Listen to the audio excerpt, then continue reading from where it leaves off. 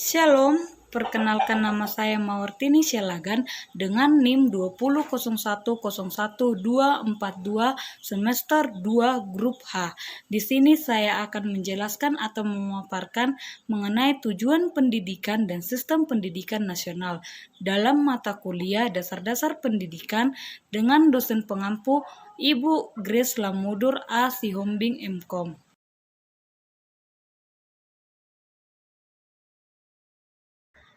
Pendidikan merupakan usaha sadar atau disengaja dengan adanya tujuan yang ingin dicapai. Maksud tujuan yang harus kita capai adalah yaitu satu, berdasarkan domain kemampuan manusia, di mana Bung mengatakan bahwa perilaku manusia dengan sistematika disusun secara meningkat dalam rangka mengembangkan perangkat-perangkat tujuan pendidikan yang harus berorientasi pada perilaku atau disebut behavior objektif, serta dapat diamati atau disebut observable, dan dapat diukur atau measurable. Dan berdasarkan domain kemampuan manusia terbagi tiga, antara lain satu, kognitif, di mana kognitif meliputi pengetahuan, pemahaman, penerapan, analisis, memadukan, dan evaluasi. 2.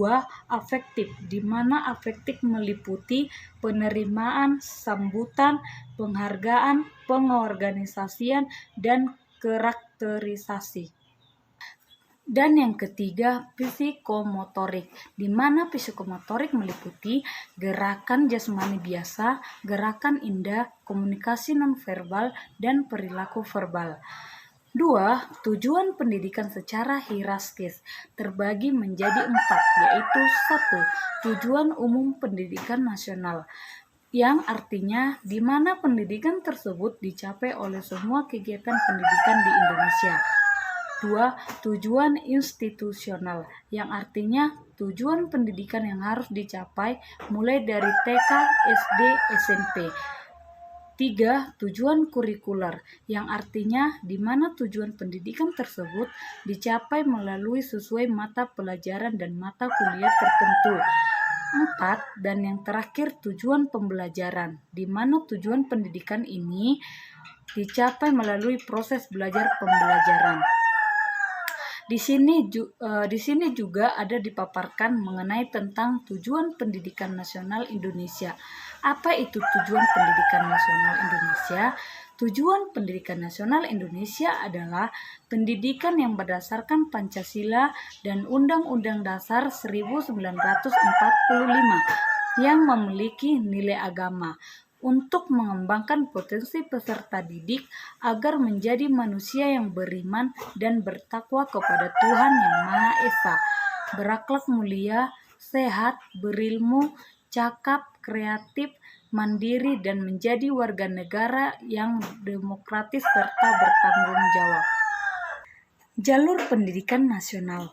Jalur pendidikan adalah di mana jalur ini digunakan oleh seorang peserta didik untuk mengembangkan potensi diri mereka. Adapun jalur, jenjang, dan jenis pendidikan antara lain 1. Jalur pendidikan, di mana jalur ini meliputi 3 bagian, yaitu pendidikan formal, pendidikan non-formal, dan pendidikan informal. 2. Jenjang pendidikan formal, yang meliputi pendidikan dasar, pendidikan menengah, dan pendidikan tinggi. Apa itu pendidikan dasar? Pendidikan dasar merupakan jenjang pendidikan yang melandasi jenjang pendidikan menengah. Pendidikan menengah merupakan lanjutan pendidikan dasar. Pendidikan menengah terdiri atas pendidikan umum dan kejuruan atau terbentuk SMA, MA, dan SMK.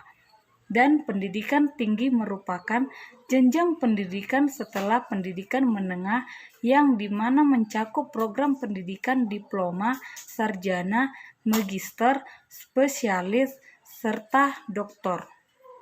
Jadi dapat kita simpulkan bahwa banyak sekali yang bisa kita dapat dari tujuan pendidikan dan sistem pendidikan nasional, di mana pendidikan tersebut sangatlah penting untuk masa depan kita, karena pendidikan adalah salah satu indikator yang sangat mampu untuk mengubah hidup kita menjadi lebih baik.